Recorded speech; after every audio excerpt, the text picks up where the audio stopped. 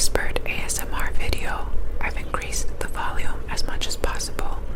If you turn it up manually, don't forget to decrease it before you switch to another video or application because I don't want to blow out your eardrums. Enjoy. Welcome back. Today I have a dark comedy called Happiness. It's from 1998 and was directed by Todd Solondz. This is his most praised yet most controversial movie. I'm not gonna tell you too much because this is gonna be a spoiler-free review, so don't look it up because you'll see a lot of spoilers. I had watched Welcome to the Dollhouse when I was in middle school and was completely disturbed by how it could go from goofy to depressing to shocking in seconds. This film is no different. Happiness focuses on the lives of three sisters and the secondary characters in their lives. The film opens with a very awkward scene in which the youngest sister, Joy, is on a date with a man, and they're both talking through tears, gritting their teeth, and sharing an uncomfortable final date. Joy has just broken up with him. They're sharing one last moment of tenderness, but it goes sour very quickly. At one point, the guy even looks like he's in physical pain. You can't help but cringe, yet there's a comedic overtone. Such a perfect precedent for all the awkwardness to come. I'm gonna break down the characters a bit because there are quite a few. I think you should get a sense of how everyone is connected. Joy, who's played by Jane Addams, is portrayed in a very sympathetic way. She's an insecure, emotionally vulnerable person who doesn't have much going on in her life. She's kind of like the black sheep of her family. She has a sister named Helen, who's played by Lara Flynn Boyle. She's a gorgeous, best-selling author who has capitalized on her traumatic childhood, but she's actually a fraud because nothing bad has ever happened to her. She's admired for the facade. The third sister, Trish, is a housewife. She's married to a psychiatrist named Bill Maplewood. They have two beautiful boys and a gorgeous home. So you can see how Joy's life pales in comparison. She's single and works a menial office job, and her sisters never waste an opportunity to patronize her. Despite the high opinions they have of themselves, they're really not doing much better than Joy, they just think they are. He may be treating people for their mental illnesses, but he too has to seek therapy for his dark thoughts. He can't be too honest with his therapist because he could end up in a psych ward or much worse. He also can't confide in his wife because there's no way she'd stand by him. Despite their beautiful, perfect life, they're not even being intimate with each other, but this doesn't seem to bother Trish. Her husband just so happens to treat a neighbor of Helen's. This person is named Alan.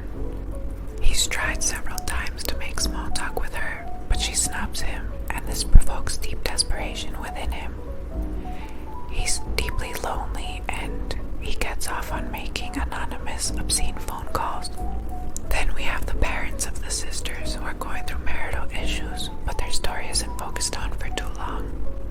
The trailer of this movie and its title are incredibly misleading. You'd think this is a goofy 90s comedy, but the trailer leaves out all the unsettling parts of the story. I definitely consider it depressing at times. This is a movie that's gonna mess with your mind because that's just what Todd Solondz likes to do. In all of his movies I've seen, he packs a punch with heavy subject matter, but he's able to offset it with dark comedy, and it makes you wonder what the fuck you're watching and why you're still sitting there. You want to look away because his work is so offensive, but you simply can't. I think it takes a special kind of talent to pull these types of movies off. How do you effectively offset something so heavy? A lot of people find him offensive because comedy is incongruous with depravity, but he doesn't generate that response in me. I don't feel like he trivializes the issues he tackles, but rather drives his message home even harder.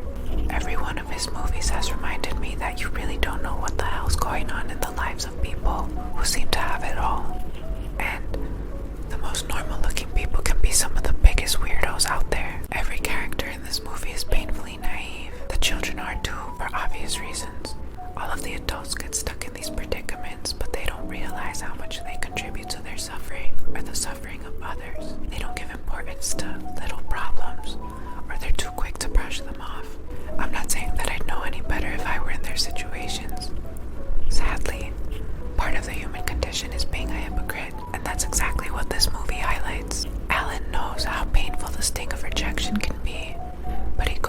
dismiss the one person who cares about his existence.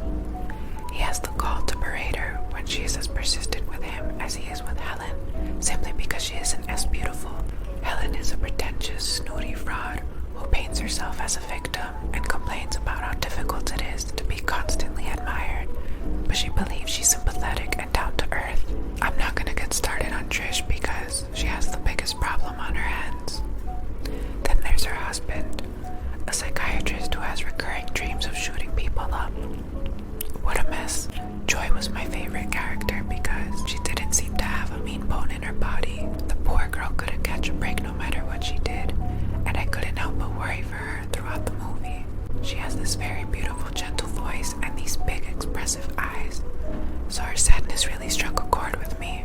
After each bad thing that happened to her, I was scared she'd snap.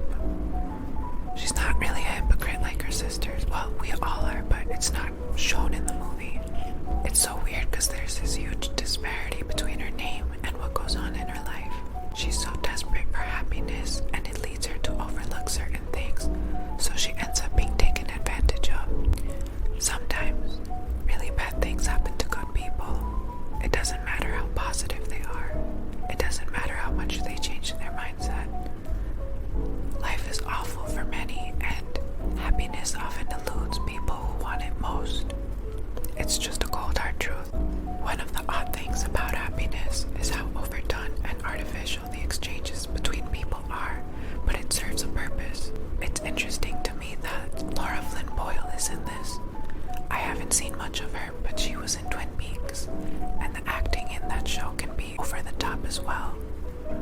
I remember being frustrated when I first watched it because I thought David Lynch had hired a bunch of terrible actors, but when I read about the show, I learned that it was intended to mock all the popular soap operas of the time.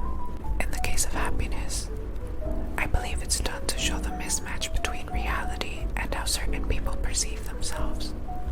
It's done to show just how out of touch with reality these people are. I'd recommend this to people who've enjoyed Twin Peaks and Napoleon Dynamite. Napoleon Dynamite might not be the best thing to compare it to, but it's also a goofy comedy with a kitschy vibe to it.